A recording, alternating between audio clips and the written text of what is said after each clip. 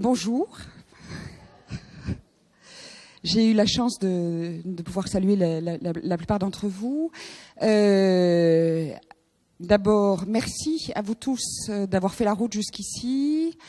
Même si moi j'ai trouvé que la promenade était plutôt agréable et bucolique et que l'endroit était assez magique. Je voulais remercier Eric Ducos qui a pris soin de l'organisation et puis de nous trouver un lieu aussi agréable qui, j'espère, nous aidera les uns et les autres à élever nos discussions autour de cette question fondamentale qui est la prise en charge des enfants autistes.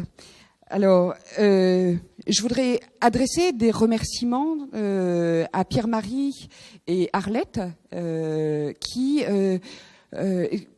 c'est grâce à eux que nous sommes là aujourd'hui, puisqu'en fait, ils nous ont mis au défi l'année dernière d'organiser des actes du réseau sur une question de la pédopsychiatrie. Donc, c'était un défi. Voilà, c'est fait. Aujourd'hui, les actes du réseau s'intéressent à la prise en charge des enfants et c'était important de le faire. Et puis, maintenant, c'est à vous tous, en fait, de transformer ce défi en réussite par votre participation, qu'on espère active, aux réflexions.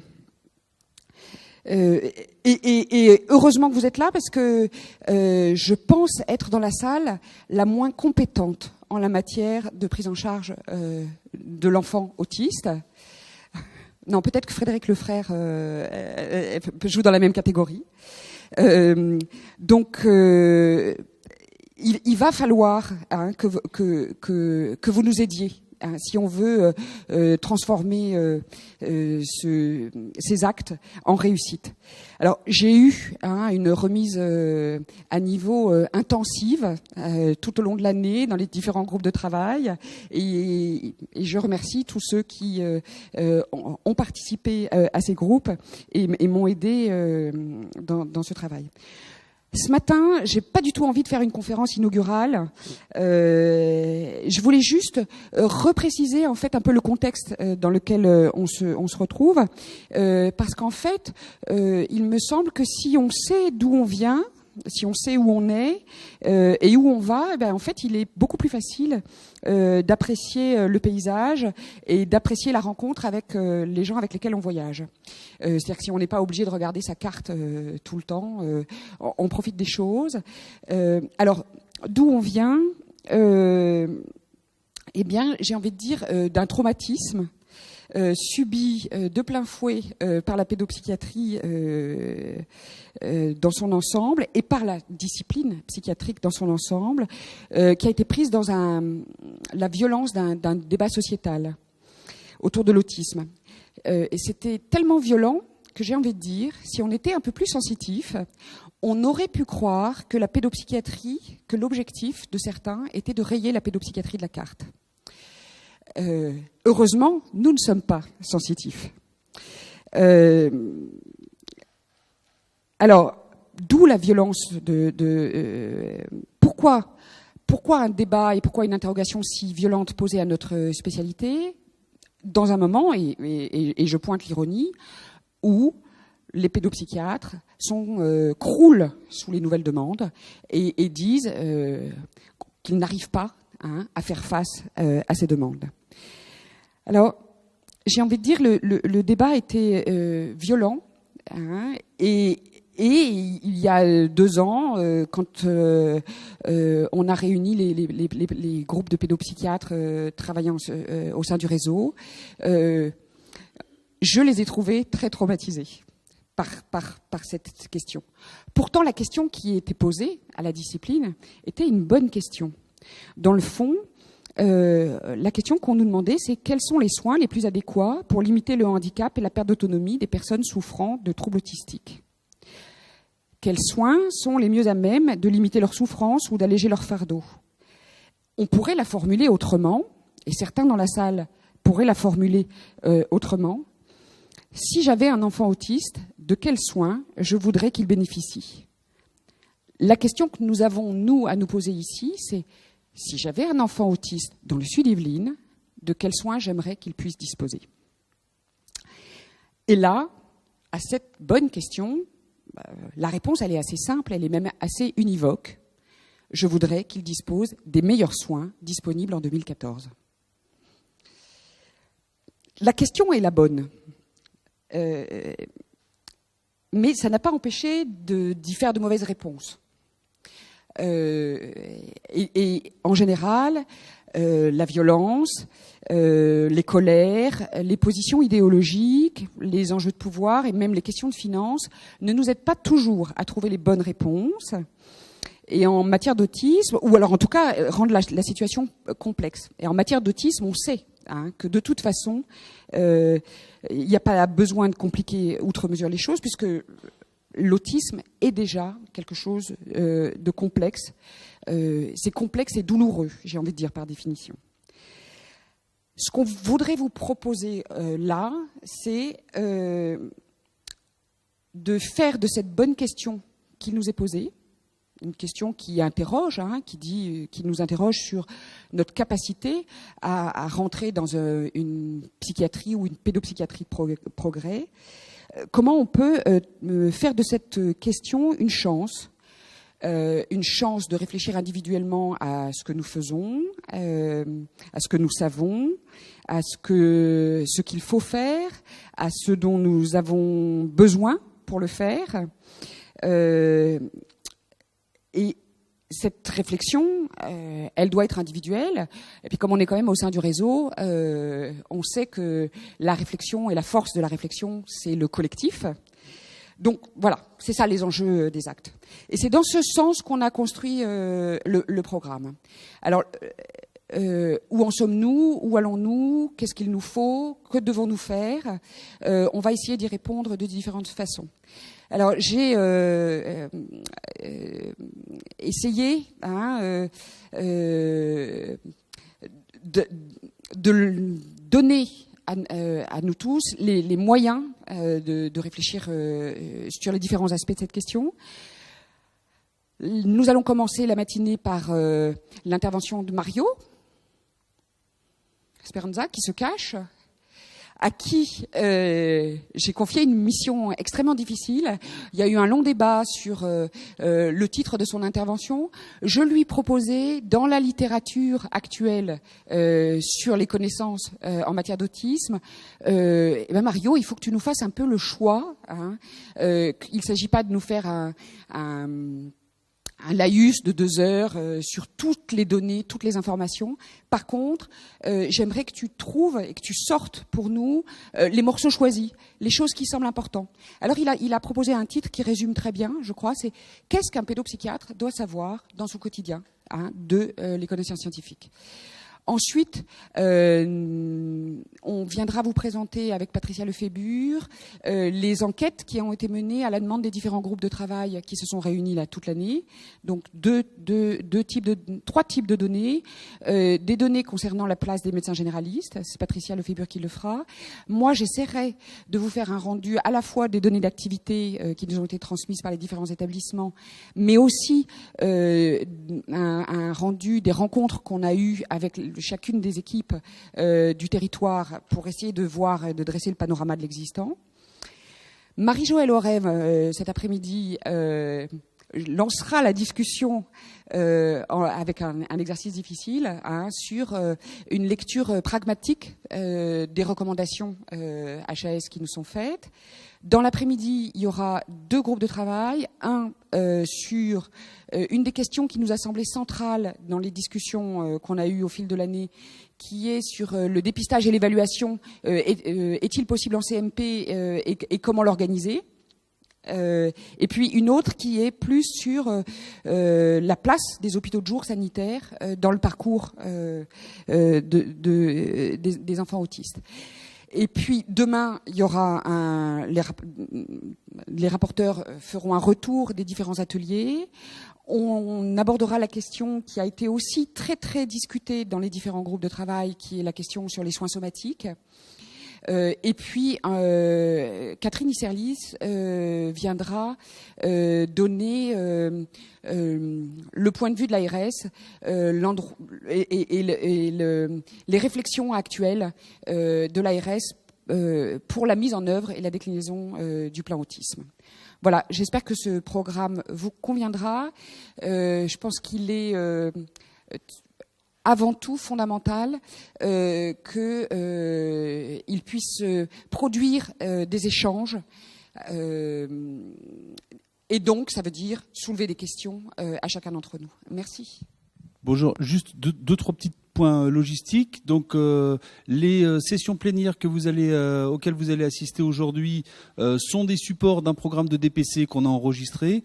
Donc, s'il y a des gens qui souhaitent baser l'analyse de leur pratique et faire un programme de DPC sur les communications qui vont être faites aujourd'hui, c'est possible. Il faudra juste venir me voir dans la journée, je vous expliquerai ça pour pas qu'on prenne beaucoup de temps dessus. Deuxième chose, les personnes qui ont souhaité rester dormir ici entre aujourd'hui et demain vont, quand ils le désirent, s'enregistrer à l'accueil de l'hôtel, donnent leur nom et ils sont déjà enregistrés. Et puis, troisième petit point, les personnes qui souhaitent avoir une communication Wi-Fi, qui ont besoin d'une communication Wi-Fi aujourd'hui, on a des codes et je vais pouvoir les leur donner. Là aussi, on va passer le petit papier dont il y a besoin. Voilà, je vous souhaite un bon congrès et un bon travail. Merci.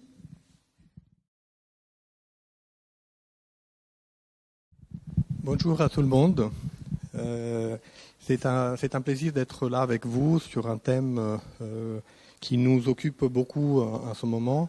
Et je remercie beaucoup Stéphanie pour s'être engagée dans ce travail depuis 1 an et demi, d'essayer, en tant que psychiatre d'adulte, en tant que directrice du réseau, de nous avoir engagés sur un travail autour de l'autisme. Et je la remercie parce que c'est courageux. Mais peut-être c'est plus facile comme psychiatre d'adulte que comme pédopsychiatre. Nous, on est un peu traumatisés, effectivement, depuis quelque temps. Mais je pense que c'est un traumatisme qui n'est pas que négatif. Il faut faire quelque chose de ce traumatisme. Et je crois que c'est aussi un moteur de changement. Donc je la remercie pour tout ce qu'elle a fait ces derniers mois dans cette direction. Donc, je la remercie un peu moins pour le thème qu'elle m'a confié, parce que c'est un thème effectivement très large, complexe, et que j'ai essayé de traiter d'une certaine manière et vous donner quelques éléments de cette littérature. Alors, je voulais aussi remercier Marie-Joëlle Rêve, avec qui depuis 2-3 ans on travaille effectivement autour de l'autisme d'une manière passionnante. Je pense que c'est très agréable d'avoir des collègues aussi engagés et professionnellement aussi compétents. Mais toutes ces équipes qui sont vraiment engagées. Alors, il y a une étude de l'OMS qui a, il y a quelques années, montré que les connaissances scientifiques changeaient tous les 10 ans de 50% pour un médecin de base. Alors, ce qui veut dire qu'au bout de 20 ans, on ne sait plus rien.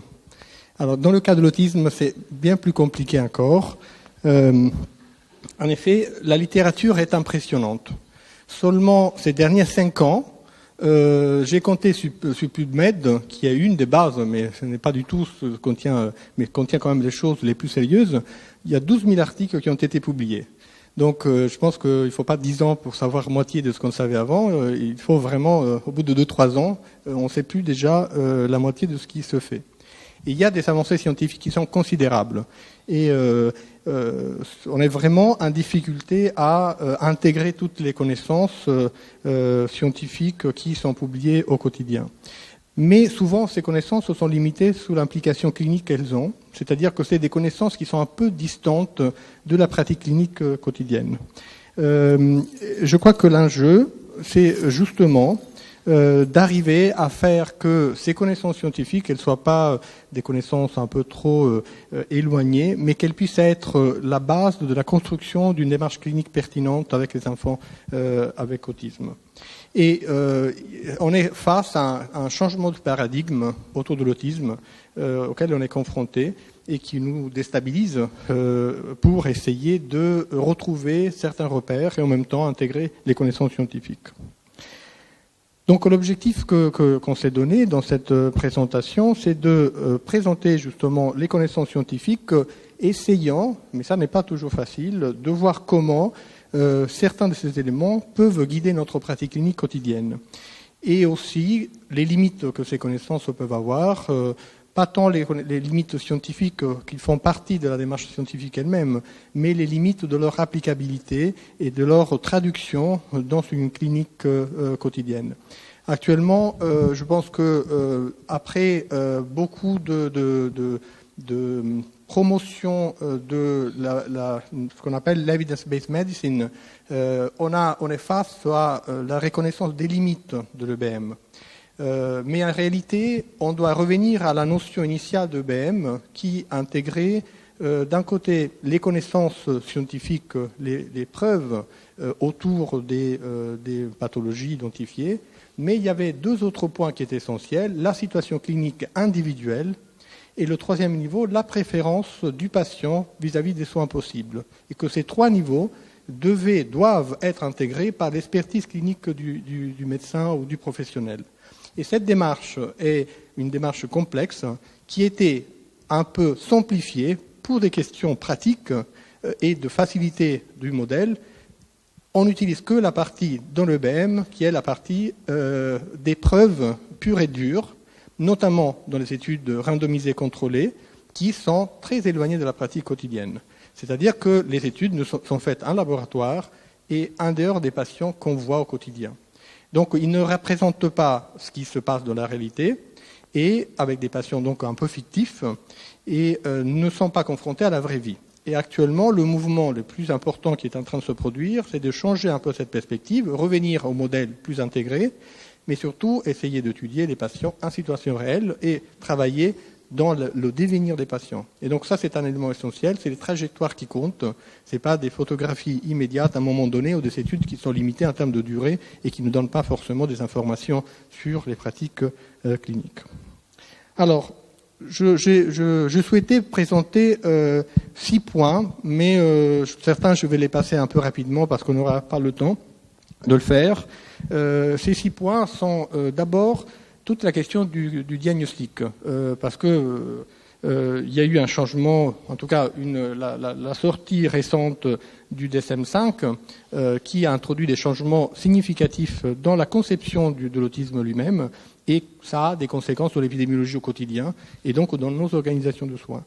Le deuxième point, c'est la question du diagnostic fonctionnel. Je pense que Marie-Joëlle en parlera aussi cet après-midi, mais je pense que c'est important d'évoquer la question du phénotypage clinique et de l'utilité pour l'intervention. Notamment, je parlerai des modèles cognitifs qui sont actuellement très étudiés. Rapidement, quelques éléments sur la neuroimagerie, la génétique, mais vu que c'est vraiment de plus en plus technique et je ne suis pas du tout compétent réellement dans ces domaines, je vous donnerai juste quelques idées qui me semblent importantes.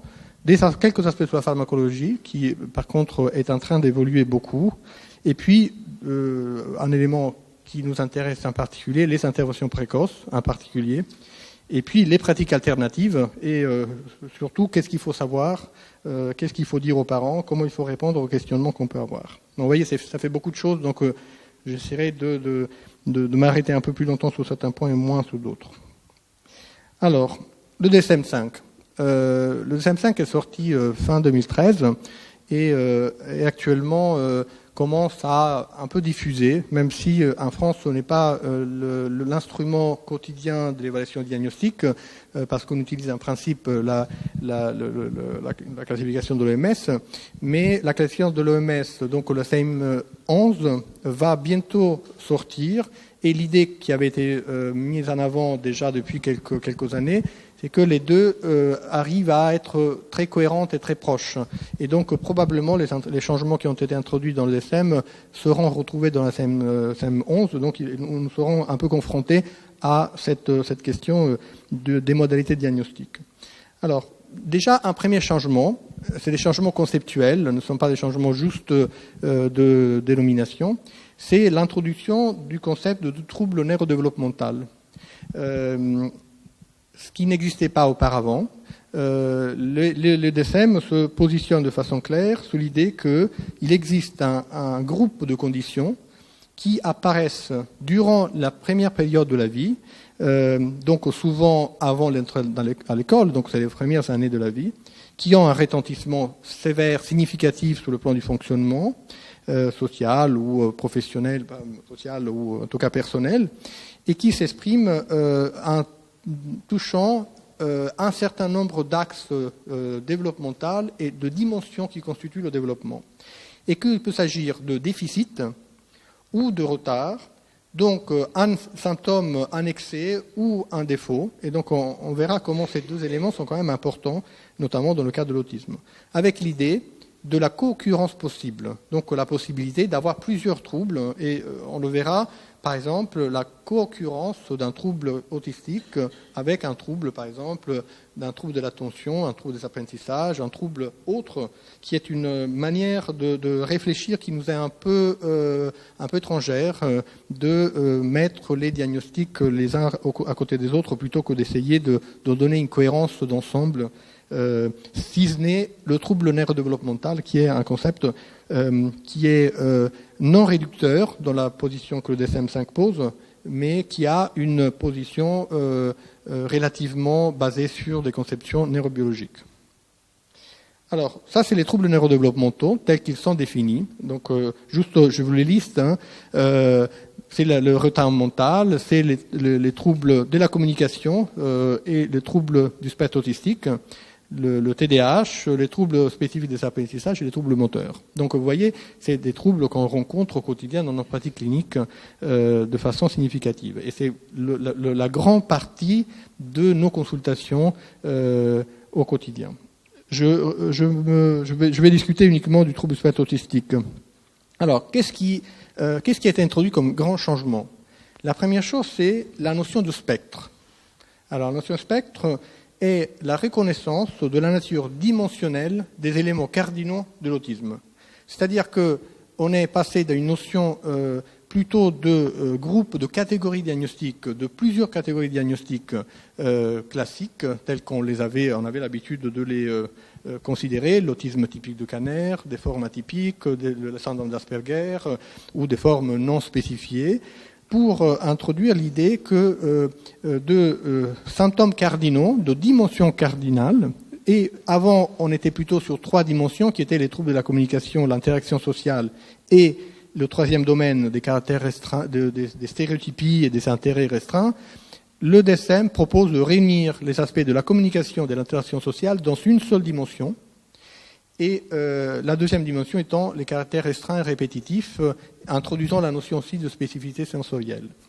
Alors, pourquoi c'est important ce changement? Parce qu'on n'est plus dans des catégories, mais dans un continuum entre plus ou moins de sévérité variable.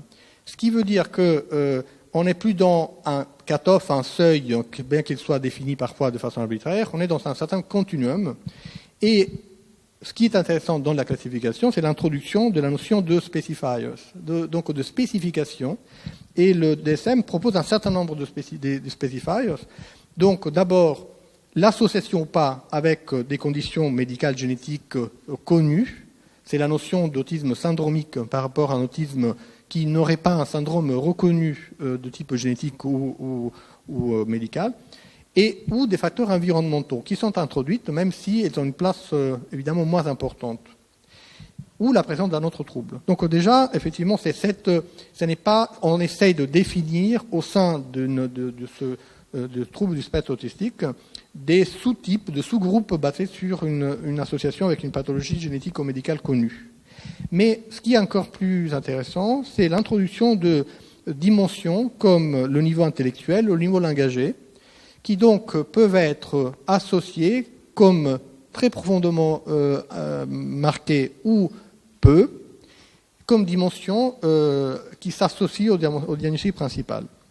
Et encore plus intéressant dans le raisonnement, c'est la mise en place de critères de sévérité des critères principaux, donc les difficultés socio-communicationnelles et l'interaction et les stéréotypes et l'aspect stéréotypé. Si vous voyez là, c'est pas nécessaire de le lire en détail, c'est un peu petit, mais chacune de ces dimensions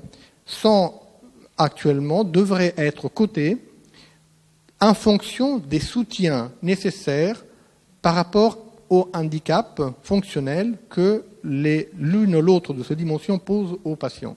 Et on voit, et ça c'est le grand changement, c'est l'idée qu'on est dans le domaine du handicap et des retentissements fonctionnels que le handicap produit pour le sujet, et on met l'accent sur quelles sont les compensations éventuellement nécessaires dans différents aspects du fonctionnement adaptatif du sujet pour qu'il se fonctionne au mieux. Et donc on voit la différence entre un soutien d'un niveau 1, un soutien substantiel, un soutien très substantiel, qui introduit, en fonction de la gravité des deux dimensions, des moyens de compensation de plus en plus importants. Et donc on est de façon claire dans le domaine du handicap, et donc de comment l'axe va associer un axe symptomatique dimensionnel à tout l'axe du handicap sous le plan de la réduction d'activité, la réduction de participation dans la vie. Ça, c'est, je trouve, un rapprochement de ce qui se passe dans le cadre de la schizophrénie, par exemple, en psychiatrie d'adulte, et que je trouve c'est un changement positif, parce que ça oriente vraiment sur une visée d'accompagnement et de soutien. Et la question qui nous est plus compliquée, c'est que, sur le plan de l'organisation de santé en France, ça a été beaucoup plus posé sur le fait qu'à ce moment-là, c'est médico-social et non plus médical. Mais ça, c'est une organisation de soins. Il ne faut pas mélanger les organisations de soins avec les conceptions scientifiques qui sont, de mon point de vue, dans ce cas-là, très pertinentes. Alors, qu'est-ce qui se passe si ce changement introduit c'est que tous ces différents diagnostics qu'on avait l'habitude de faire deviennent un seul diagnostic. Alors, ce qui donc déplace la question de la pertinence au diagnostic, qui est quand même un problème en soi de poser un bon diagnostic, mais de toute l'évaluation fonctionnelle qui va, elle, définir la présence du handicap et l'importance du handicap. Et donc on voit que c'est un seul diagnostic de TCA dans lequel on exclut les troubles de la communication sociale qui sont des formes où on est uniquement dans la difficulté de communication sociale sans la dimension de stéréotypie ou d'intérêt restreint. C'est une forme un peu particulière qui nécessitera un peu d'investigation supplémentaire. Alors, est-ce que ça change beaucoup sur le plan de l'épidémiologie ? Oui et non. Il y avait eu beaucoup d'inquiétudes un élargissement encore plus important du diagnostic d'autisme avec ce type de processus. Alors, en réalité, le DSM-5 a été plus conservateur de ce qu'on aurait pu croire, et que l'idée d'introduire ce type de classification basée sur une dimensionnalité différents aspects de dimensionnel va donner, si on arrivait à remplir effectivement ce type de classification d'une manière adaptée et précise, ce qui est quand même tout un travail d'apprentissage, va pouvoir donner quand même à une évaluation des besoins beaucoup plus pertinente sur le territoire. C'est-à-dire que le travail du clinicien va être aussi celui de définir les besoins, fonction qui est quand même un peu actuellement déplacée sous la MDPH, par exemple, dans notre système, et que nous sommes dans une position, nous devrons être dans une position beaucoup plus active pour définir quels sont ces besoins.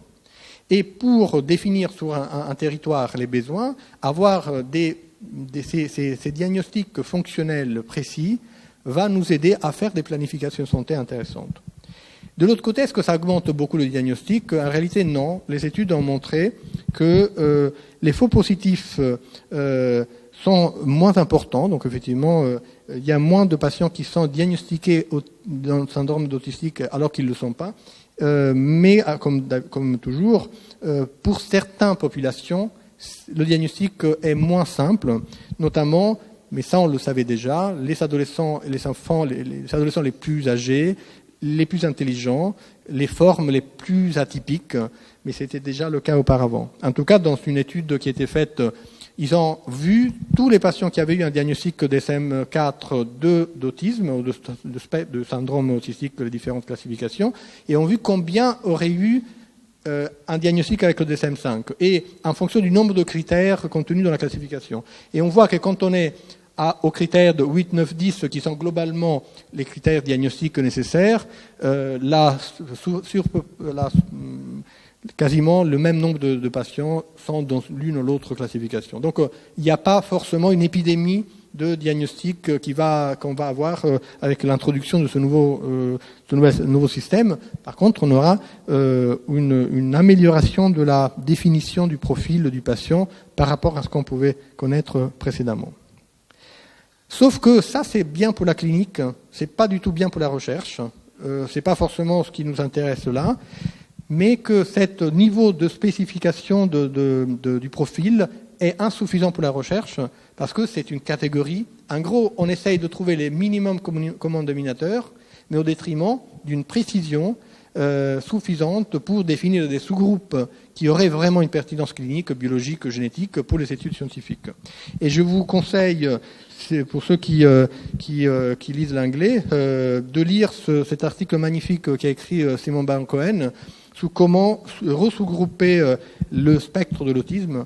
Et c'est vraiment une manière très intelligente de, pas uniquement pour la recherche, mais de refaire à partir du syndrome, du trouble du spectre autistique, des sous-groupes pertinents pour l'exploration clinique. Et je vais y venir dans quelques instants. Tout ce qui est le phénotypage cognitif, qui joue un rôle majeur, mais il peut être aussi le phénotypage biologique, le phénotypage aussi environnemental, des facteurs d'environnement qui jouent sur le profil de ces enfants et de ces adolescents et adultes. Donc, je trouve que c'est pas, alors quelque chose que je n'ai pas dit au début, mais l'introduction du DSM-5 a été conceptualisée avec le fait que tout changement devait avoir une base suffisamment solide basée sur des études scientifiques. Donc, et que quand ça n'était pas possible d'avoir des études pour justifier l'introduction d'un changement, ce changement ne devait pas avoir lieu. Et donc le changement qui était proposé est un changement à minima, mais qui a une conceptualisation derrière qui, je trouve, intéressante. Alors, le deuxième aspect sur lequel je voulais vous discuter avec vous, c'était le diagnostic fonctionnel. Alors, le diagnostic fonctionnel est la partie la plus pertinente, la plus importante et la plus exigeante auquel on est confronté, notamment dans les centres diagnostiques comme Pédiathède, mais c'est une question qui se pose à tout clinicien quand il est confronté à un enfant présentant un trouble du spectre autistique, c'est définir quelles sont ses potentialités, ses points d'émergence, ses difficultés sur l'ensemble de ses capacités langagères, cognitives, intellectuelles, relationnelles, en termes de compétences émotionnelles, sociales. Parce que c'est autour de ces sous-profils que le projet thérapeutique va pouvoir se définir. Alors, je vous ai mis ces deux livres qui sont un peu pour nous des bibles. Marie-Joëlle, là, se sont achevés à la maison, je crois. Mais ces deux livres magnifiques qui datent déjà quelques années, mais qui sont vraiment c'est une manière de penser qui est très structurée et très intéressante. Et vous les connaissez sans doute, mais juste pour vous dire pourquoi pour moi sont si importants, c'est que le livre d'Outafrit a ouvert la question de la place des cognitions sociales et de la théorie de l'esprit dans l'autisme, adopté par la suite par le domaine de la schizophrénie. Et pour une fois, c'est les pédopsychiatres qui ont quand même donné un peu des conseils aux psychiatres adultes. Et le deuxième, c'est Laurent Montron, qui a montré que l'intelligence des enfants autistes n'est pas du tout un déficit ou un retard, mais est une intelligence particulière. Ce qui est plus facile, la critique qui était longtemps faite à Laurent Montron, de trouver des autistes que nous on ne voit pas, les autistes hyper intelligents avec des compétences un peu exceptionnelles. Ce qui est en train de montrer depuis quelques années, c'est que ce profil particulier de fonctionnement cognitif n'est pas unique à des autistes de haut niveau, mais il est probablement présent chez tous les enfants, même ceux qui se présentent sous un mode déficitaire, et qui donc nécessitent d'être pris en charge d'une manière un peu particulière, pour faire en sorte que ces spécificités cognitives puissent devenir des leviers de changement thérapeutique. Alors, d'où viennent un peu ces expériences, ces hypothèses? C'est que, vous le savez en tant que clinicien, les enfants qui présentent un trouble du spectre autistique ont des particularités dans leur fonctionnement cognitif dans beaucoup de domaines différents. La perception, la mémoire, l'imitation, l'attention conjointe, les émotions, les cognitions sociales, donc des éléments les plus simples du fonctionnement cognitif aux plus complexes, comme les cognitions sociales, qui impliquent la relation à l'autre et la compréhension du contexte environnemental. Et donc, beaucoup d'études ont montré comment le traitement de l'information est particulier et qu'un certain nombre de modèles explicatifs ont essayé de rendre compte des spécificités. Alors, probablement, pour certains d'entre vous, c'est des choses très bien connues. Pour d'autres, ce n'est pas le cas. Donc, c'est pas facile, effectivement, de passer de niveau. Mais je pense que certaines choses sont intéressantes à reprendre dans une proposition de ce type. Alors, vous connaissez c'est en tout cas au moins Tammet et Tempel-Grandin. Vous connaissez peut-être au moins Stephen Wiltshire, qui est un autiste de haut niveau, qui est capable de faire des dessins comme ça à part mémoire, après avoir vu une situation. Donc on voit que on a eu à travers des personnes qui ont fait le récit de leur expérience en tant qu'autistes, la connaissance un peu plus approfondie de leur manière de percevoir, de voir, de ressentir, de penser, qui est pour quelqu'un qui n'est pas autiste quelque chose d'extrêmement étonnant et difficile à imaginer, si ce n'est par les observations qu'on peut voir en situation. Daniel Tammet est quelqu'un qui est capable de faire des opérations de multiplication à 15 chiffres en quelques secondes. Il connaît les 26 000 chiffres du pi par cœur. C'est impressionnant. Et Tempel-Grandin, c'est une des premières à avoir décrit son fonctionnement autistique et ses perceptions sensorielles. Donc là, je vais aller vite, mais juste pour rappeler comment cette notion que certains enfants autistes ont eu depuis l'histoire de ces syndromes des capacités dans certains domaines très supérieures à la moyenne, dans des domaines très restreints, associés aux symptômes autistiques, avec apparemment des incompétences très importantes également dans d'autres domaines. Avec des domaines comme des compétences en termes d'oreille absolue, des capacités, vous l'avez vu, Wiltshire, de représentation graphique impressionnante, la possibilité d'avoir un langage avec une mémorisation excessive, voire de lire de façon très très précoce, bien avant tout apprentissage, des calculateurs exceptionnels, donc des capacités perceptives, mnésiques, opératoires, absolument incomparables avec un sujet normal.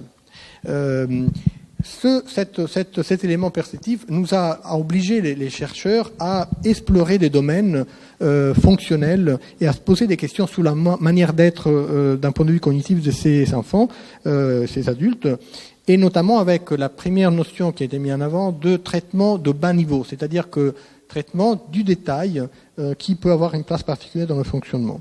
Un deuxième élément, c'est celui des troubles perceptifs, et on sait jusqu'à quel point les enfants autistes, les personnes avec autisme, ont des anomalies perceptives ou un rapport avec la sensorialité qui est très atypique, avec une hypersensibilité ou une incapacité à moduler l'expérience sensorielle, à filtrer l'expérience sensorielle. Alors, je ne rentre pas dans les détails, mais ces aspects ont permis de voir que les capacités n'étaient pas forcément uniquement dans la version du déficit, mais dans une spécificité, une atypicité, et ce qui a donné lieu à une évolution qui est, je trouve actuellement la plus intéressante dans le domaine, un passage de la notion de déficit à la notion de spécificité du fonctionnement cognitif de ces patients, de ces personnes. Et je dis personnes parce que de plus en plus, l'évolution c'est de défendre cette position comme une manière d'être Et là, on va un peu loin dans cette manière de devenir une catégorie propre qui serait dans une sorte de un continuum. Je vous le montrerai jusqu'à la fin du topo. Donc, juste un aspect sur lequel je voulais attirer l'attention, parce qu'il reviendra après dans d'autres informations, c'est tout ce qui est le traitement particulier des émotions faciales, notamment, que a été démontré dans le cas de l'autisme. Je prends cet exemple en particulier parce que c'est là, on est au cœur de difficultés qu'on rencontre avec les enfants, les personnes avec autisme. Et ce qui a été, à partir de cet article de Hobson, qui date déjà d'une trentaine d'années, c'est que les enfants, les personnes avec autisme auraient un déficit dans l'extraction des indices socio-émotionnels contenus dans les visages et dans une compréhension des émotions d'autrui. Et que ce noyau serait le noyau principal de l'autisme et qui, étant présent très précocement dès les premiers moments de la vie, aurait un effet de cascade sur l'ensemble du fonctionnement du sujet. Et donc, c'est à ce niveau-là que l'attention et l'attention et le traitement, la thérapie devraient être orientés dans une visée d'évolution des trajectoires possibles. Alors, la diapositive est un peu lourde. Juste pour vous rappeler que pour le bébé, le visage a une importance particulière dès les premières heures de vie et que l'enfant a des capacités d'utilisation du regard, de traitement de l'information du visage émotionnel de la personne avec qui il est en relation, qui est extrêmement puissant, et que le fait d'avoir un déficit ou une atypicité dans le traitement de cette information émotionnelle du visage pourrait jouer un rôle fondamental dans les mécanismes qui sous-tendent ces troubles socio-émotionnels qui sont essentiels dans l'autisme. Il y a beaucoup d'études qui ont montré, par des techniques intéressantes, ces difficultés. Alors juste pour vous montrer comment la recherche actuellement évolue, et c'est quelque chose qui est en train de devenir de la pratique clinique. C'est un peu le souhait que beaucoup de chercheurs, de cliniciens ont, de comment étudier cet aspect de relations socio-émotionnelles avec le l'eye tracking. Donc ça semble de la recherche actuellement. Certaines équipes un peu plus, engagées dans les liens recherche clinique sont en train de mettre en place l'utiliser l'eye tracking, c'est-à-dire c'est des modalités de suivi du regard par une caméra qui permet de tracer l'orientation du regard pour étudier l'évolution de la thérapie d'un enfant. C'est-à-dire que les enfants ont tendance à ne pas utiliser le regard direct, à explorer les aspects fonctionnels du visage, et que dans les stratégies thérapeutiques qui se mettent en place, on peut étudier et montrer comment il y a une modification de l'utilisation du regard. Alors ça se fait pour, par exemple, la thérapie, la psychothérapie, ou des stratégies, par exemple, de prise en charge qui se mettent en place, mais aussi également, par exemple, par les utilisations de traitements pharmacologiques. Alors, classiquement, ça c'est ce qu'on voit. Un jaune, c'est une personne normale, un adulte normal, et un rouge, c'est un adulte autiste. C'est l'enfant autiste ou la personne avec autisme a tendance à regarder des aspects non fonctionnels par rapport à la communication socio-émotionnelle entre deux personnes. C'est-à-dire que plutôt que de regarder les yeux, il regarde d'autres aspects du corps qui ne codent pas l'information émotionnelle nécessaire pour comprendre dans la relation réciproque la fonctionnalité et l'intérêt. Donc, ce qui montre, par exemple, qu'ils sont à côté de ce qui est important pour ajuster la relation. Après, ça, c'est une observation, c'est pas une explication. C'est ce que montrent ces études. Et par exemple, c'est la même chose. Comment l'exploration du visage, elle est très aléatoire chez un enfant, un jaune autiste, par rapport à un adulte, à un enfant non autiste qui regarde exactement sur l'aspect des yeux, qui code de l'expression émotionnelle. Et de la même manière, vous voyez comment ça c'est la quantité de regards qui permettent de focaliser l'aspect du visage. Alors c'est des yeux qui codent de l'expression émotionnelle. Là, ça semble de la recherche un peu complexe. C'est des choses qu'on peut commencer à utiliser pour suivre l'évolution des enfants actuellement, on a, par exemple, on peut mettre un eye tracking sur un ordinateur, l'enfant joue avec l'ordinateur et on peut voir, par exemple, par rapport à un objet virtuel, un avatar, comment l'interaction avec l'enfant autiste se fait avec un personnage avec qui il a l'interaction. Je passe sur les aspects plus techniques, mais pour vous montrer que ces études ont quand même beaucoup exploré toutes ces dimensions du traitement du visage. Et par exemple, les enfants autistes, ça leur est indifférent si la tête est en bas ou est en haut. Alors que assez rapidement, un bébé va différencier l'orientation vers l'orientation spécifique.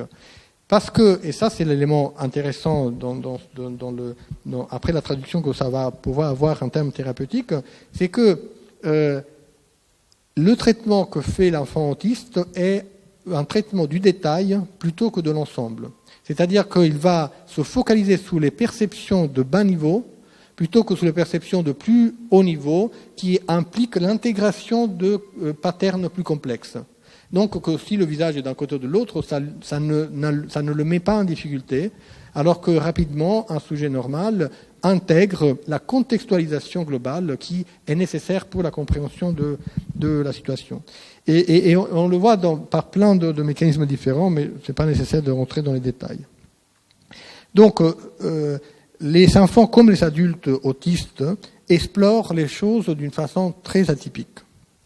Là, juste pour vous montrer une autre étude, mais il y en a de plus en plus autour du traitement. C'est toujours un peu le même résultat. Là, et alors, ce qui est intéressant, c'est même quand il y a une autre personne qui est impliquée. Et là, par exemple, vous voyez comment la triangulation d'un sujet normal en interaction, deux personnes qui parlent et il y a un troisième, il y a un jeu permanent de passage entre les différentes personnes du regard qui suivent la dynamique de l'interaction sociale. Alors que chez l'enfant autiste, c'est complètement chaotique et n'est pas en synchronie avec les mouvements des uns et des autres. Ça montre jusqu'à quel point, par exemple, même si on parle d'enfants autistes de haut niveau, comment un enfant autiste dans une situation de groupe à l'école, il puisse être totalement perdu quand il y a plus d'une personne, parce qu'il n'est pas à mesure, en dehors d'une relation individuelle, qui est déjà difficile, de faire ce travail d'exploration et d'exploration visuelle qui code les aspects émotionnels l'espace émotionnel. Alors, j'ai évoqué ces aspects perceptifs parce que dans les modèles cognitifs qui ont été proposés, il y a un certain nombre de modèles forts qui nous aident actuellement à orienter en partie notre activité thérapeutique et la structuration de l'environnement qu'on propose aux enfants avec autisme. Je vais aller un peu rapidement, mais ce qui nous intéresse dans ces modèles, qui sont des modèles solidement basés sur des connaissances scientifiques, même s'ils sont toujours remis en question et perfectionnés, c'est l'idée qu'ils donnent une cohérence à une lecture des éléments de phénomènes auxquels on est confronté avec les enfants, les personnes avec autisme. Donc, notamment pour ce passage que j'évoquais entre déficit et fonctionnement cognitif particulier. Alors, ces 4 modèles, pour être rapide, sont bien connus. Celui qui m'intéresse le plus à vous présenter, c'est celui de la faible cohérence centrale, dont peut-être vous avez déjà pu entendre un certain nombre d'éléments. Alors, la théorie de l'esprit, alors le premier modèle est celui classique du déficit intérieur de l'esprit. Les études notamment de Baron-Cohen avaient montré comment les enfants avec autisme ont une difficulté à comprendre les états mentaux d'autrui, c'est-à-dire à faire cette activité permanente auquel on est confronté quand on est en interaction sociale, d'essayer d'anticiper, de comprendre ce que l'autre pense, fait, par les signaux, les messages que celui-ci nous transmet ou expose sous son visage ou sous son corps. Donc c'est une interprétation permanente qu'un sujet fait de ce que l'autre fait et ce qui n'est pas apparent, qui est ses motivations, ses intentions. Il y a eu un certain nombre d'études qui ont montré que les enfants autistes ont une difficulté significative à attribuer ces états mentaux à autrui, comme si l'autre était pour eux transparent, plutôt opaque, c'est-à-dire qu'ils n'avaient pas accès à ce que peut se passer dans l'esprit de l'autre. Et que c'est comme s'ils n'étaient pas en mesure de comprendre qu'est-ce qui se joue dans la relation à l'autre. Si, en effet, on voit les aspects plus basilaires perceptifs, s'il ne comprend pas, s'il ne peut pas extraire les éléments sensoriels des éléments émotionnels du visage, c'est encore plus difficile après de faire un pas plus complexe, qui est celui de interpréter éventuellement les aspects implicites ou non évidents de l'interaction. Et donc, ce qui Baron Cohen, Fritz et Leslie avaient évoqué la cécité relationnelle. Donc vous connaissez très bien, j'imagine, les tests type Dan et Sally. Il y en a d'autres. C'est en gros, on essaie à chaque fois de mettre l'enfant en position d'arriver à faire la différence entre ce qui lui il a comme expérience et ce que quelqu'un d'autre pourrait avoir comme expérience, auquel il pourrait avoir accès avec une attribution qui est forcément une hypothèse sur ce que l'autre peut vivre, avec un ajustement qui se fait au fur et à mesure. Et bien, les enfants autistes, effectivement, sont en très grande difficulté à arriver à faire ce type d'attribution. Il y a différentes modalités et aussi de complexité progressive. Ce qui est intéressant, c'est de voir comment cette faible compréhension des cognitions sociales, de la théorie de l'esprit de l'autre, va obliger, en tant que thérapeute, à travailler en permanence sous l'explicitation du contexte et à différents niveaux. Et là, je souhaiterais évoquer la place que de plus en plus elles sont en train de prendre les aspects de rémédiation cognitive ou de prise en charge des habilités sociales, qui sont parmi les techniques qui ont actuellement obtenu une certaine validation scientifique pour l'amélioration des stratégies de fonctionnement des enfants avec autisme en situation. C'est l'aspect fonctionnel et adaptatif qui est là en jeu. Ce qui est en train d'être progressivement validé, c'est que c'est quelque chose qui n'est pas uniquement pour les enfants de bon niveau intellectuel, mais ça peut être aussi pour les enfants de moins bon niveau intellectuel, si on part des éléments les plus basilaires des cognitions sociales, donc l'identification des émotions, l'identification des aspects perceptifs, donc les éléments qui construisent la stratégie suivante, qui est celle de attribuer un état mental à autrui, qui évidemment est un niveau de conceptualisation plus compliqué. Donc l'implicite, les métaphores, les aspects imagés, tout ce qui est compréhension du contexte complexe, qui évidemment est beaucoup plus accessible quand le niveau intellectuel est élevé. Mais que ces difficultés basilaires dans la communication socio-émotionnelle, dans la compréhension socio-émotionnelle, peuvent faire l'objet de stratégies de rééducation, de rémédiation des habiletés sociales, et un certain nombre d'études ont montré leur efficacité. Et juste pour vous citer, il y a une revue Cochrane qui fait 100 pages, dans laquelle toutes les études sont reprises et dans les aspects pour lesquels on pense qu'ont une plus grande pertinence et intérêt dans l'évolution de ce type de difficultés. Alors, je passe un peu rapidement parce que on rentre dans des détails qui ne sont pas forcément utiles. Alors le deuxième aspect, donc cette théorie de l'esprit a été solidement ancrée avec le fait qu'elle peut être responsable des difficultés socio-émotionnelles, de communication socio-émotionnelle des enfants autistes. Mais on a des aspects qui ont été explorés pour essayer de voir, par exemple, pourquoi il existe chez les enfants autistes des stéréotypies, des intérêts restreints, qui ne sont pas tout à fait la même nature de difficultés. Et des hypothèses ont été évoquées, par exemple, sur le plan des fonctions exécutives, c'est-à-dire la capacité d'un enfant, d'un adulte, de planifier les actions, de s'adapter au changement du contexte, et ce que les enfants autistes ont beaucoup de mal à faire, ce qui pourrait expliquer, par exemple, la rigidité. C'est comme certains patients qui ont un syndrome frontal, quand ils commencent une action, ils sont incapables de la changer en cours de route parce qu'ils n'ont pas cette flexibilité qui leur permet de s'adapter au changement du contexte. Et donc, ils répètent, donc quelque chose qui est une répétition parce qu'ils n'ont pas cette adaptabilité, cette flexibilité nécessaire. Donc, ce qui est intéressant dans cette hypothèse, qui est une hypothèse très large, c'est d'essayer de montrer comment l'immuabilité, la rigidité, la persévération qu'on observe pourrait être expliquée par un déficit plutôt de haut niveau lié à la capacité de flexibilité. Ce qui implique, par exemple, et un certain nombre d'études l'ont montré, de comment il est nécessaire de structurer l'environnement pour qu'il soit prévisible, pour introduire des changements progressifs à des rythmes qui soient intégrés et intégrables par l'enfant lui-même. C'est-à-dire qu'ils ont besoin d'une certaine régularité de l'environnement, mais avec une introduction de changements à petits pas et avec un travail de préparation qui est aussi celui de l'anticipation par toutes les techniques qui ont été montrées comme relativement efficaces. Par exemple, les techniques de présentation d'images, de séquençage des actions, qui permettent à l'enfant de préparer, de planifier une action et ne pas rester bloqué dans une répétition du même à partir du moment où le changement n'est pas gérable de façon spontanée. Le troisième modèle sur lequel je vais arrêter cette partie sur la partie cognitive, c'est la cohérence centrale.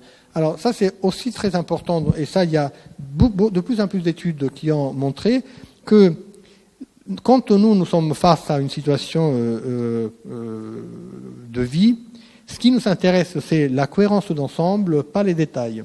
Nous sommes spontanément orientés à interpréter les situations dans leur globalité et le sens que cette situation va prendre dans l'interaction avec nous. C'est une tendance naturelle à utiliser l'information globale qui est la plus pertinente pour l'adaptation. Les enfants autistes, les personnes avec autisme, auraient tendance, au contraire, parce qu'ils sont attirés par la perception de bas niveau, de plutôt ne pas tenir compte du contexte pour se focaliser sur le détail, donc au détriment de la compréhension globale, qui est, elle, beaucoup plus déficitaire. Et ça, on le voit dans le cadre du langage, qui n'est plus du tout pragmatique.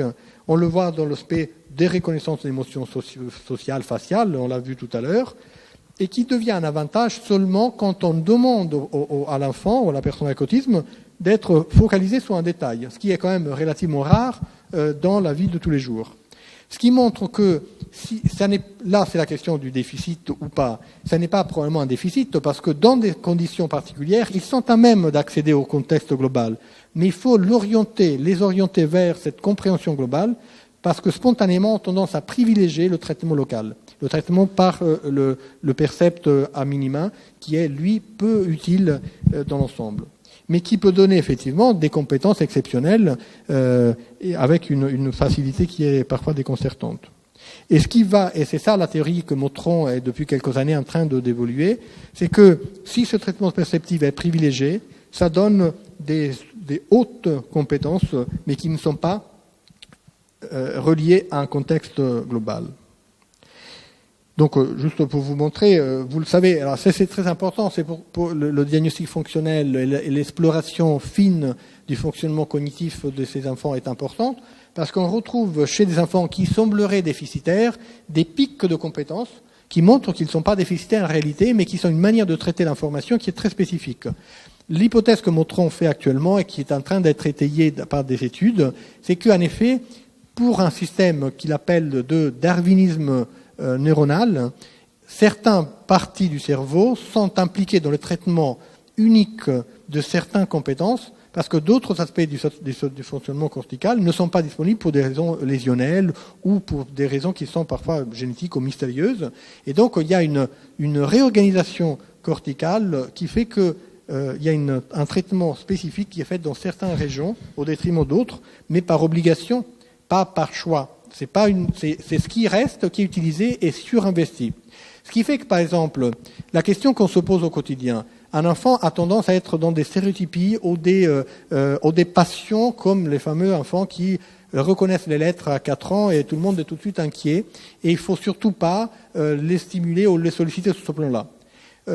Laurent Motron faisait cet exemple assez parlant qui disait « Mais si une personne aveugle a développé des capacités de perception auditive exceptionnelles, on imagine difficilement que la rééducation ou l'accompagnement de cette personne aveugle serait de lui boucher les oreilles.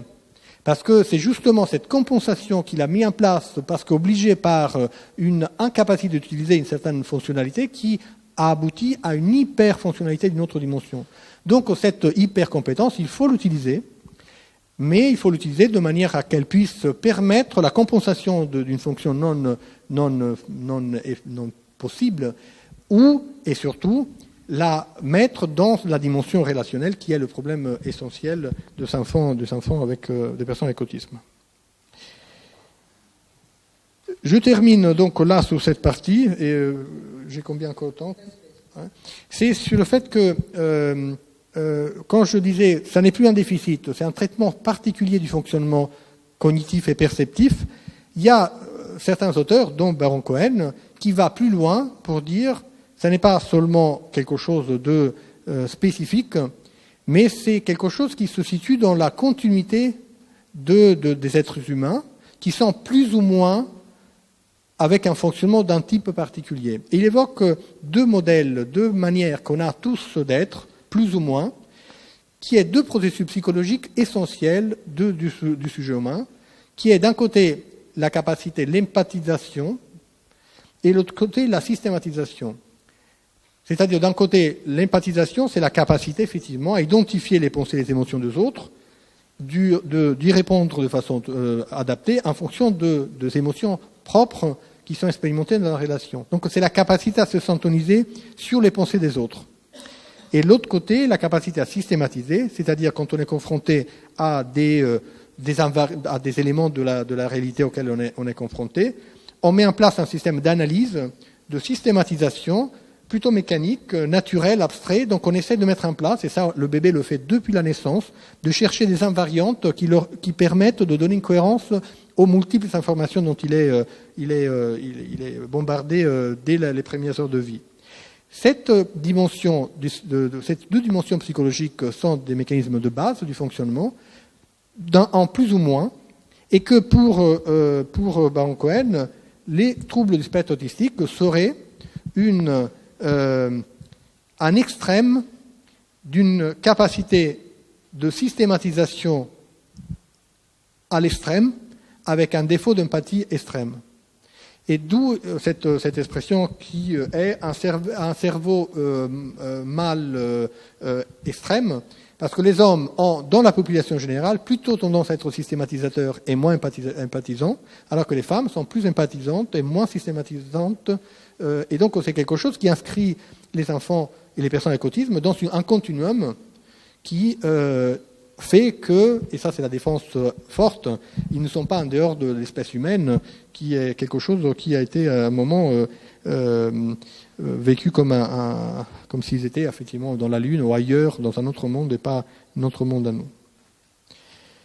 Et ce qui permet quand même, sur le point de vue des symptômes qu'on observe, c'est que chacun de ces types de mécanismes psychologiques de base peut expliquer certaines des difficultés que les enfants ou les personnes avec autisme rencontrent, autant les aspects de difficultés sociales et communicatives, et la théorie de l'esprit, que les aspects de systématisation extrême qui aboutissent à des aspects comme les comportements répétitifs, les obsessions pour les systèmes, ou les îles de compétences exceptionnelles. Donc cette théorie est une théorie qui englobe l'ensemble des théories précédentes. Ce qui est intéressant, c'est que cette théorie est basée sur des études scientifiques dans la population et qui montrent tout à fait que ces profils existent et que plus on a une tendance à avoir un système, une tendance à systématiser, plus on a tendance à avoir des comportements répétitifs, des îles d'habilité exceptionnelles, et à l'inverse, on peut avoir des problèmes d'empathie.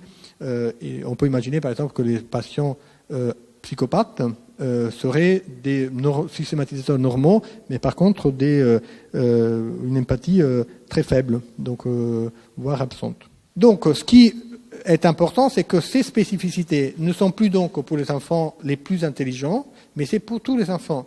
Et qu'il faut se mettre un peu dans l'esprit que les explorations cognitives approfondies ne sont plus une éventualité qui pourrait être intéressante dans certains cas. Mais c'est peut-être la manière d'arriver à comprendre comment envisager la structuration de l'environnement et même les stratégies thérapeutiques qu'on peut leur proposer au niveau de chacun des mécanismes éventuellement qui sont identifiés.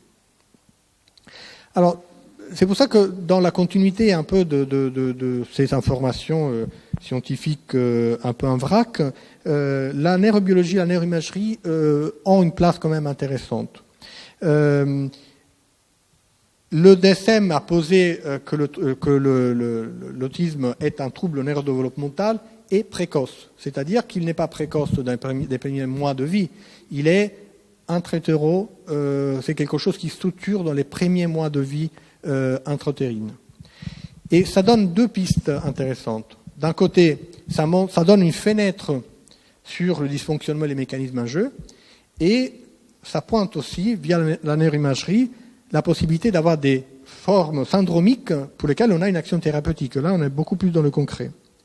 Alors, juste pour vous citer une étude qui vient d'être publiée, qui est assez impressionnante, qui montre que ils ont fait une autopsie cérébrale de 11 enfants autistes autour de l'âge de 10-11 ans, qui est la première cohorte effectivement d'enfants, et ils ont trouvé, juste pour le montrer, ce qu'on appelle des zones de désorganisation corticale majeure sous 10 enfants sur 11 qu'ils ont explorés de cette cohorte. C'est-à-dire que ces anomalies correspondent à des anomalies de l'organisation des strates corticaux et donc d'anomalies de la migration neuronale qui organise le cortex dans les premiers mois de vie. C'est-à-dire que ça permet de situer les déficits d'organisation corticale durant le premier trimestre de la vie. Ce qui montre que l'anomalie est plus que précoce. Elle est immédiatement dès les premiers moments de la conception et de l'organisation. Ça n'est pas uniquement génétiquement prédéterminé, même si les gènes, et de plus en plus il y a des gènes qui sont identifiés pour ce type de travail d'organisation corticale, mais c'est aussi l'interaction avec des facteurs environnementaux, dont le plus connu et qui était actuellement assez solidement documenté, c'est la prise de dépakine pendant la grossesse, qui est le seul facteur probablement biologique documenté responsable de l'autisme dans le devenir des femmes enceintes qui ont eu ce type de traitement. Donc ça, c'est une information quand même importante. C'est le seul facteur documenté scientifiquement dans la littérature de l'autisme. Donc il faut bien l'avoir dans la tête. Mais ça, il faut le dire aux psychiatres d'adultes. Oui. Voilà. Donc, ce qui est intéressant, c'est que ça montre que ces anomalies sont très très précoces et basées sur une interaction entre une génétique particulière, mais des facteurs d'environnement, la dépakine parce qu'on l'a identifié, mais probablement il y en a plein d'autres qui malheureusement sont bien plus difficiles. Et ça montre qu'il y a des fenêtres temporelles spécifiques de dangers particuliers qu'il faut avoir bien dans la tête. Si on continue dans l'imagerie, sans rentrer trop dans les détails de l'imagerie, il y a plein de techniques différentes. Ce qui est intéressant, c'est que les résultats montrent globalement, que ce soit en imagerie anatomique que fonctionnelle, qu'il y a une hyperactivation de tous les réseaux frontotemporaux qui sont impliqués dans les cognitions sociales. C'est-à-dire que c'est très cohérent avec les manifestations cliniques qui sont explorées par les modèles cognitifs et que la clinique nous montre. C'est-à-dire que tout ce qui est cognition sociale, mais tout ce qui est perception sociale montre une hyperactivation ou une moindre taille en termes de dimension. Juste pour vous donner une ou deux études qui ont fait beaucoup de clameurs dans la presse, ça c'est une étude que a fait Silbovicius, qui a fait un PET scan, donc c'est de l'imagerie non fonctionnelle, c'est juste des images. Oui, non, au contraire, c'est une image fonctionnelle. Et ce qui montre, c'est que dans les cortex associatifs auditifs, les enfants, ça c'est des adultes, je crois, non, c'est un enfant là, excusez-moi. Les enfants montrent une hypoperfusion des régions spécifiques du traitement associatif de la voix chez les enfants par rapport au sujet contrôle. Donc on voit que fonctionnellement, les aires qui sont responsables du traitement de l'information sensorielle sociale sont moins activées chez les enfants avec autisme. De la même manière, ça c'était par contre des adultes, je crois, enfin les études, oui, c'est ça, je crois que c'est des adultes. La voix humaine, oui, d'adultes autistes, même chose. Les adultes autistes ne font pas la différence entre des sons, des bruits et des sons de la voix humaine. Comme si le traitement spécifique de la voix humaine, qui est hyper précoce et organisé chez un enfant normal, n'était pas traité de la même manière, comme si c'était indifférent, c'était du bruit ou la voix humaine. Et dans des régions, notamment le sillon temporal supérieur. Et même chose pour ce qui est du traitement, ça c'est des autistes ou Asperger. Si on montre des triangles qui bougent, spontanément, on a tendance à attribuer des intentions et des émotions à ces triangles, comme s'il y en avait un qui attaque l'autre. Donc c'est vraiment une sorte de tendance qu'on a spontanément à attribuer des émotions même à des objets inanimés. Et les enfants, les personnes avec autisme, ça c'était aussi des adultes, n'ont pas la même activation des régions, comme s'ils n'activaient pas cette tendance à interpréter les mouvements biologiques comme des mouvements intentionnels. Là aussi, c'est un déficit de théorie de l'esprit d'attribution qui est normalement présent chez les sujets. Donc vous voyez, toutes ces données collent avec le fait que c'est les régions vraiment impliquées dans la relation émotionnelle et la compréhension des aspects socio-émotionnels qui est atypique. Mais si on va chez les enfants qu'on voit, est-ce que, ça c'est des informations liées à la recherche, est-ce que ça nous permet, ça nous est utile d'aller plus loin? C'est intéressant de citer cette étude que Nathalie Bodert-Tannecker a fait sous 150 sujets autistes entre 2 et 20 ans, donc c'est un spectre assez large, ayant éliminé toutes les pathologies génétiques, épilepsie ou syndrome neurologique associé. 54% d'IRM étaient anormales. Ce qui veut dire que quand même, c'est pas juste on le fait de temps en temps l'IRM. Je pense que c'est absolument nécessaire dans le parcours. Par contre, c'est forcément pas dans l'urgence, mais ça fait partie des informations nécessaires. Pourquoi elles sont nécessaires? Juste un exemple, mais il y en a plein. Ils ont identifié sous cette cohorte de 150 sujets 12 enfants qui avaient un déficit en créatine, qui est un retard mental compliqué, qui s'associe à un certain nombre de troubles comportementaux, dont l'autisme, qui est soignable juste avec une modification du régime. Donc c'est un déficit d'un enzyme particulier qui traite au niveau intracérébral une chaîne métabolique.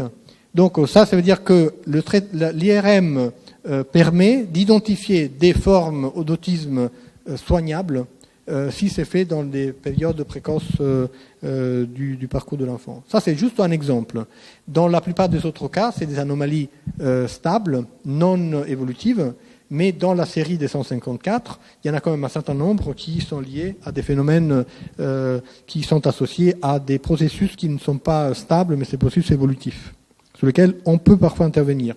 L'intervention n'est pas du tout le plus courant, la possibilité de modifier les trajectoires, mais ça reste une possibilité, et de plus en plus, l'équipe de Necker insiste sur la nécessité de faire quand même une résonance magnétique. Donc il faut le prévoir, vraiment, dans le parcours. En tant que clinicien, c'est vraiment... après, c'est compliqué, hein, on le sait très bien, que jusqu'à quel point c'est compliqué, mais il faut vraiment l'avoir dans la tête, notamment pour les formes syndromiques. Alors, je ne rentre pas du tout dans la génétique de l'autisme parce que c'est vraiment trop compliqué, je trouve. Juste pour vous rappeler qu'il y a des progrès tels de la génétique que tous les 4-5 ans, il faut refaire tout. Ce qui est quand même un peu compliqué pour nous. En gros, si dans les années 90, il y avait 5% de cas d'anomalies génétiques identifiées, en 2000, on était à 10%. Là, actuellement, on a 20%. Et je crois qu'au fur et à mesure, les anomalies génétiques vont être de plus en plus reconnues. Les anomalies sont multiples. Vous le savez, c'est des anomalies parfois chromosomiques, donc avec des anomalies qui sont visibles au chromosome, des anomalies géniques qui impliquent des séquences plus courtes. ce qui évidemment nécessite d'exploration et des méthodologies plus importantes. Si c'est important d'avoir des connaissances à minima de génétique, ou en tout cas de cette question de la génétique, c'est parce que il existe des formes, là aussi, syndromiques, dans lesquelles il y a des possibilités thérapeutiques, comme par exemple à nouveau le déficit en créatinine, mais il y a aussi des formes syndromiques qui donnent des contraintes évolutives et thérapeutiques. Par exemple, le syndrome d'Angelman, c'est un autre trouble, un retard mental compliqué sous base génétique associé à un certain nombre de troubles neurologiques et des syndromes autistiques. C'est une forme de retard mental dans lequel le langage ne se développera jamais. Et que ça ne vaut pas la peine de faire une rééducation du langage parce que de toute façon, le langage ne se développera pas. Et donc il faut d'emblée, dès l'identification faite, d'investir d'autres modalités de communication. Et ça, c'est un choix qui doit être fait très précocement. Parce que si c'est fait au bout de quelques années, les compensations et modalités alternatives deviennent beaucoup plus difficiles à mettre en place. Donc ça, c'est juste pour dire qu'il existe des pistes qui deviennent de plus en plus nombreuses, d'interventions possibles et de choix à faire sur le plan thérapeutique, pour lesquels on a heureusement des collègues neuropédiatres qui sont bien plus compétents que nous. Nous, on doit être surtout éveillés, enfin, un éveil par rapport à des possibilités de ce type. Alors, un petit point sur la pharmacothérapie. Alors, on sait que l'autisme est compliqué, mais que souvent, les symptômes associés sont beaucoup plus invalidants au quotidien dans la prise en charge de l'enfant autiste. Je cite jusqu'aux 3 points. Les comportements agressifs, les troubles du comportement. Les stratégies comportementales sont souvent efficaces, et il y a beaucoup d'études qui montrent que les stratégies d'intervention de techniques comportementales ont vraiment une efficacité intéressante pour la modification de ces comportements, à côté de la compréhension de l'analyse fonctionnelle, qui est évidemment une analyse large des raisons qui montrent l'apparition de ce type de troubles du comportement, mais parfois sont insuffisantes. Et on est obligé parfois d'introduire des traitements pharmacologiques. Les troubles du sommeil, un enfant autiste sur 2 a des troubles du sommeil compliqués, que ce soit l'endormissement, les réveils, un sommeil non réparateur, et ça a un impact sur la vie familiale majeur. Là aussi, il y a des pistes intéressantes. Et puis les troubles attentionnels et l'hyperactivité. Depuis l'introduction du DSM-5, il n'y a plus d'incompatibilité entre les diagnostics, et ce qui est un risque d'explosion des traitements pharmacologiques par stimulant, mais avec aussi tout l'intérêt que ça a cliniquement pour certains de ces enfants. Donc l'idée, c'est qu'il existe des traitements symptomatiques, donc non spécifiques de l'autisme, mais des symptômes associés. Et il y a, juste pour vous citer, 3 qui sont actuellement fortement documentés dans la littérature et validés. C'est tous les traitements antipsychotiques, dont en particulier le Risperdal pour les comportements agressifs, la mélatonine pour les troubles du sommeil, les stimulants pour les troubles attentionnels. Il y a une littérature suffisamment solide pour pouvoir envisager l'utilisation de ces traitements dans une visée symptomatique qui a, et ça c'est l'élément important, un rôle majeur sous l'amélioration de la qualité de vie des enfants et des parents. Cette étude de Moyal en 2012 montrait comment l'utilisation de traitements pharmacologiques avait eu un impact sur la qualité de vie qui était très importante et qu'il était vraiment indispensable de tenir compte de cet aspect dans l'équilibre global de ces familles. Alors on sait quand même que les traitements pharmacologiques sont utilisés, d'autant plus que d'autres stratégies ne sont pas utilisées. Stratégies comportementales, thérapeutiques larges, des prises en charge adaptées, la possibilité de mettre en place du langage et des stratégies communicatives alternatives. Donc tout ça, ce n'est pas un plus, c'est la base de la prise en charge, mais le traitement pharmacologique peut apporter une amélioration significative, même si indirecte par des symptômes qui ne sont pas spécifiques. Il y a par contre 2 pistes qui actuellement commencent à devenir spécifiques. Les 2 sont pas mal publicisés sur les sites des familles, et on a régulièrement des parents qui nous demandent de leur donner ces traitements. Je rappelle que c'est pour l'instant non possible de prescrire ces traitements. Mais ce qui nous intéresse, et on espère qu'ils pourront être validés sous peu, si c'est le cas, c'est qu'ils ouvrent sous des portes vraiment sur les mécanismes pathogéniques et sur l'évolution la plus précocement possible de la spirale négative qui s'installe avec les enfants. Le premier, c'est l'oxytocine. Bon, l'oxytocine est un hormone qui est synthétisé, qui a un rôle qui est libéré par l'hypophyse et qui a un rôle très important dans les contractions au moment de l'accouchement, mais qui a, et peut-être vous le savez, un rôle très important dans la facilitation de la relation entre la mère et le bébé dans les premières heures de vie. C'est qu'au moment où il y a l'accouchement, il y a une libération massive d'oxytocine qui est un facteur majeur de la mise en place de la relation d'attachement entre maman et bébé. Ce qui était donc utilisé comme stratégie d'amélioration chez les enfants autistes, et là actuellement se fait dans des populations comme les Prader-Willi qui ont des troubles de contact social, des prises d'oxytocine par spray pour améliorer la qualité de l'échange. Et il y a beaucoup d'études qui montrent actuellement que la prise d'oxytocine à titre expérimental améliore la saisie des informations sociales et l'échange, la qualité de l'échange relationnel, notamment par exemple dans le cas des Prader-Willi à la naissance, dont on a le diagnostic à la naissance, ça améliore la qualité de la succion et du contact visuel dès les premières heures de vie. Ce qui fait que là, actuellement, il y a une étude, notamment à Toulouse, pour l'introduire à la naissance pour les enfants pour lesquels on a un diagnostic génétique. Pour les enfants autistes, c'est moins facile, parce qu'évidemment, c'est des diagnostics qui ne sont pas à la naissance, mais on a des études qui montrent actuellement une amélioration, par exemple, de la perception sociale avec l'utilisation d'oxytocine chez des enfants autistes déjà de 6-7 ans, avec des symptômes documentés.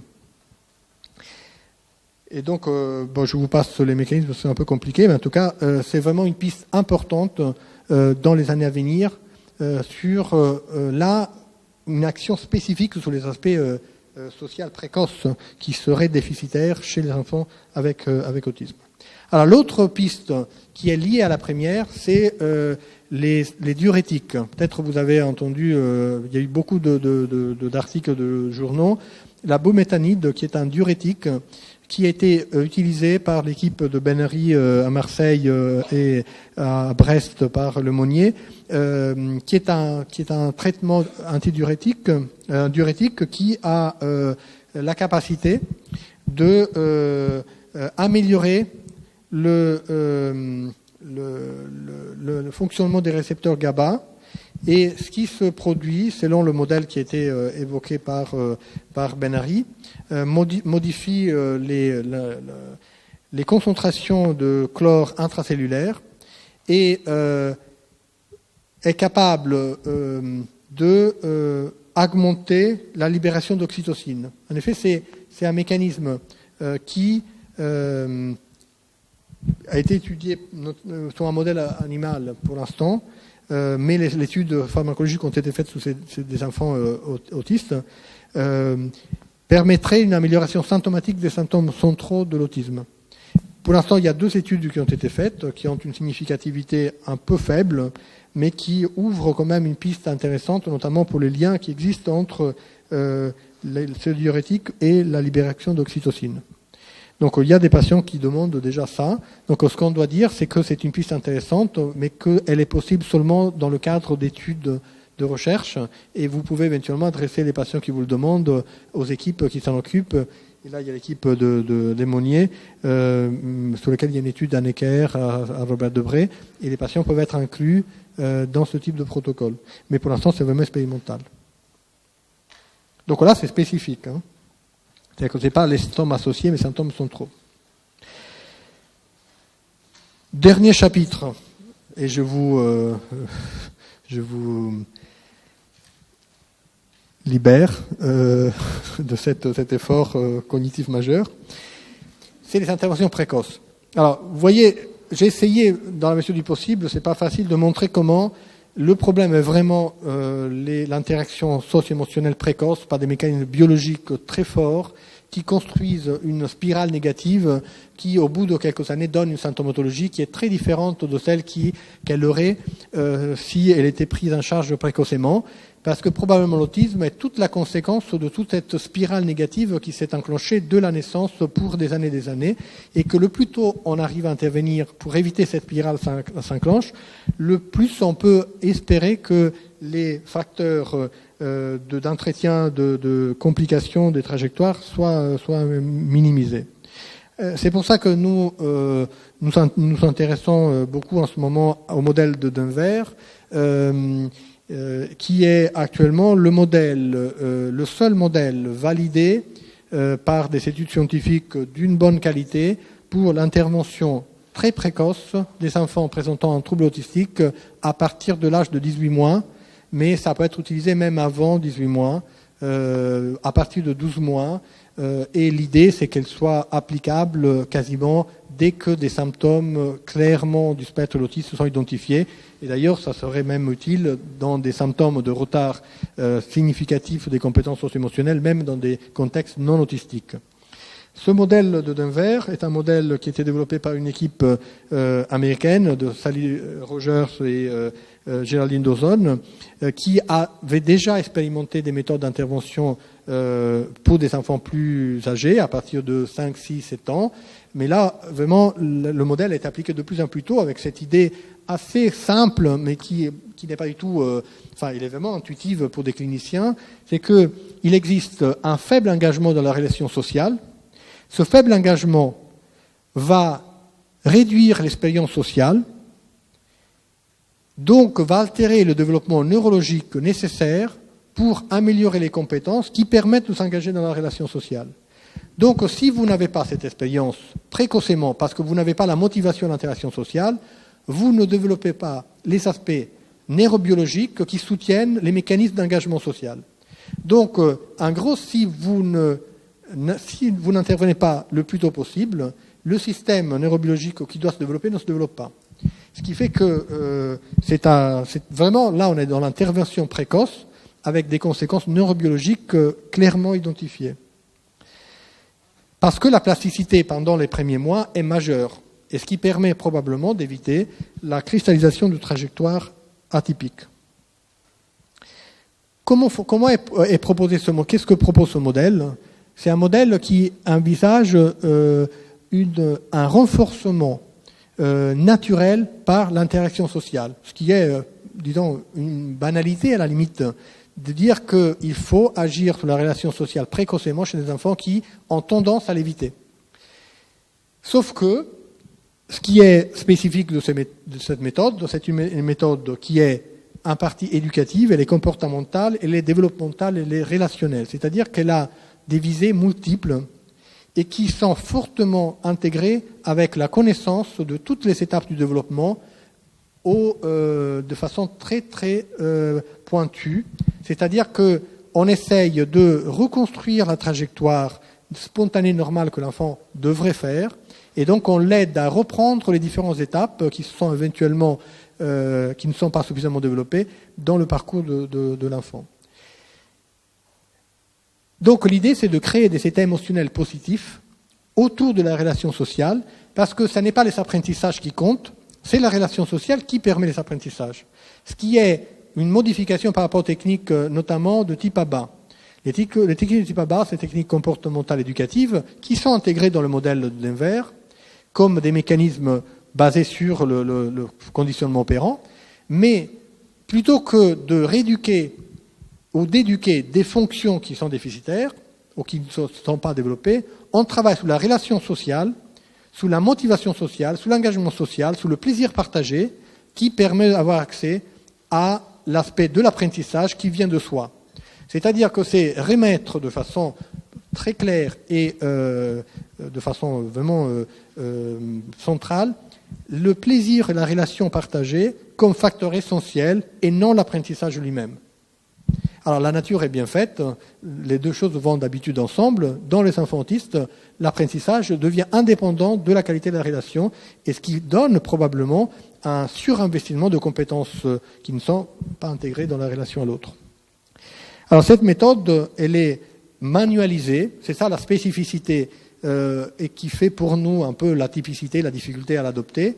Elle est fortement manualisée, c'est-à-dire que tous les objectifs qui sont posés sont fixés de façon précise sur des durées qui sont de quelques semaines, avec une évaluation de là où est l'enfant et là où on souhaite qu'il aille, donc avec une progression qui est très précise sous l'objectif qu'on essaie d'atteindre.